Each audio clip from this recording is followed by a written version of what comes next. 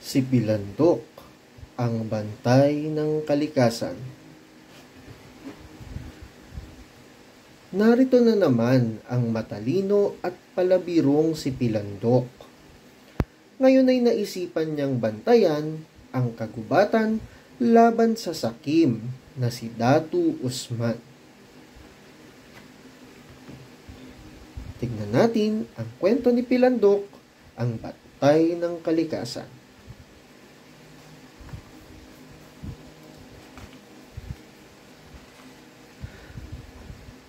Galit na galit si Datu Usman.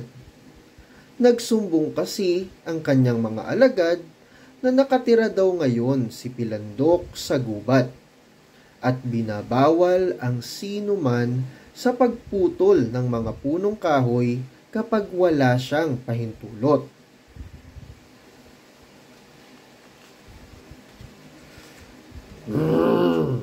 Ano siya?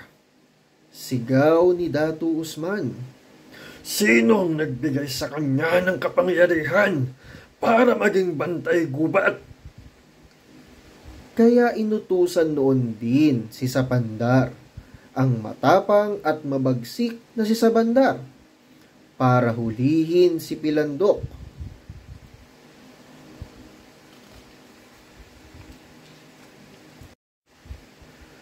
Nakarating kay Pilandok ang utos ni Datu Usman kay Sabandar.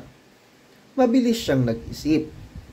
Tinakpan niya ng panyo ang kaliwang mata, saka naupo sa ilalim ng sanga na may natutulog na malaking sawa.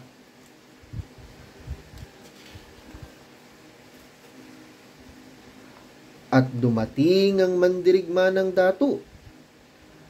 Pagkakita kay Pilandok ay agad na nagtanong, "Ikaw ba si Pilandok?" "Opo," mahinahong sagot ni Pilandok. "Ngunit marami po kaming Pilandok dito. Ako po si Pilandok na bulag ang isang mata.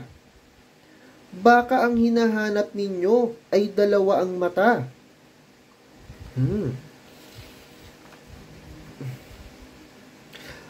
Kung ganoon, asik ni Sabandar, bakit ka nakaupo sa lilim na ito?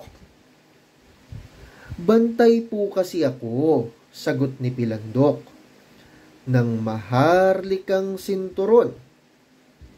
At itinuro ang natutulog na sawa sa itaas. Magagalit ang sultan ng gubat kapag iniwan ko ang maharlikang sinturon.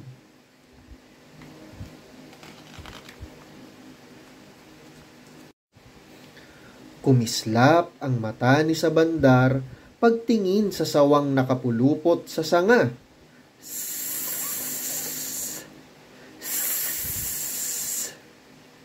Akin na ngayon ang maharlikang sinturon. Nasasakim na wika niya at kinuha ang sawa para isuot sa kanyang baywang. Wag po, tutol ni Pilandok. "Papatayin po ako ng sultan ng gubat kapag nawala ang maharlikang sinturon."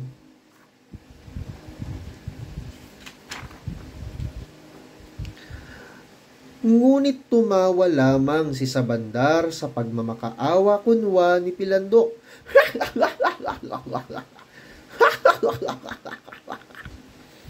Maya-maya, biglang nagising ang sawa at nilingkis ang mandirigma.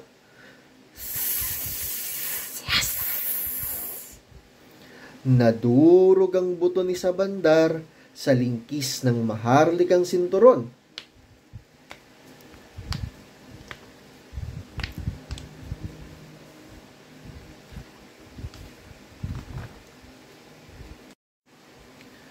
Lalong napuot si Datu Usman.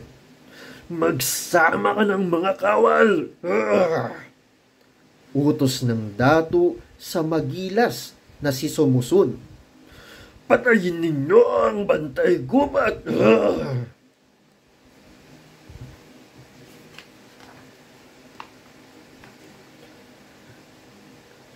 Dinatnan ni na Sumusun si Pilandok sa ilalim ng isang punong kahoy. Muli, ipinagkaila ni Pilandok na siya ang Pilandok na kaaway ng datu.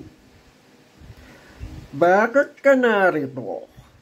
Usisa ni Sumusun. Bantay kasi ako, sagot ni Pilandok, ng maharlikang gong ng sultan ng gubat. At itinuro ang malaking pukyutan. Bzz, bzz, bzz, bzz, bzz. Bzz, bzz, bzz, bzz.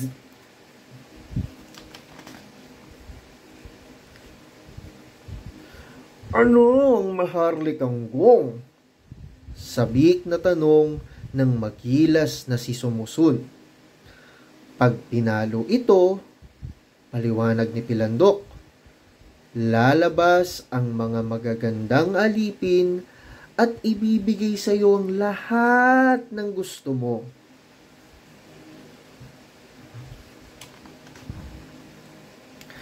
Ha?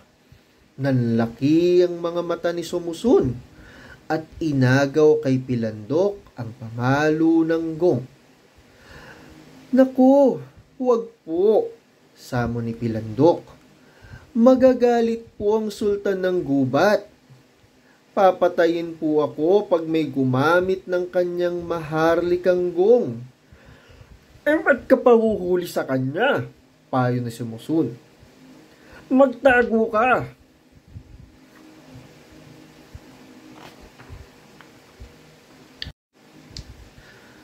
Ngunit ayaw pa ring pumayag ni Pilandok. Hindi niya binitawan ang pamalo ng gong. O sige. Sa wakas, alok ni Sumusun. Narito ang sansupot ng salapi, kapalit ng pamalo ng maharlikang gong. Noon lamang pumayag si Pilandok at dali-daling tumakbo paalis. Agad pinalo ni Sumusun ang gong. Tulad ng dapat asahan, nabiyak ang malaking pukyutan. Bzz, bzz, bzz, bzz, bzz, bzz. At naglabasan ng 1,000 galit na pukyot.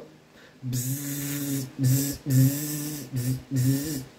Namaga ang katawan ni na Sumusun sa masasakit na kagat ng 1,000 pukyot.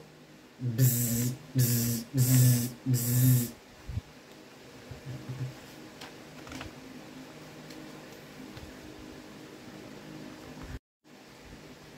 Si Pilandok, ang bantay ng kalikasan.